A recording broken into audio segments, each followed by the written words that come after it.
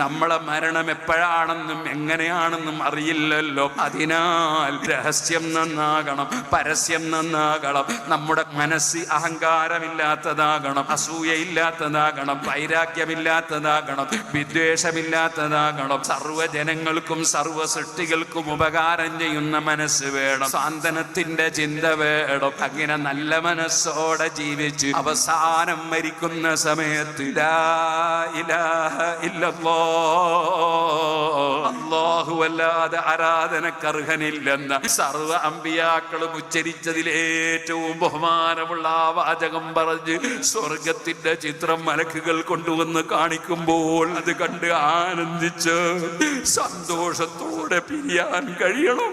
അവിടെയാണ് ഒരു മുഅ്മിനായ മനുഷ്യന്റെ വിജയം, അവിടെയാണ് ഒരു മുസ്ലിമായ മനുഷ്യന്റെ വിജയം. ഉലൈക ഹുമുൽ ഫായിസൂൻ, അവരാണ് വിജയം കൈവരിച്ചവർ.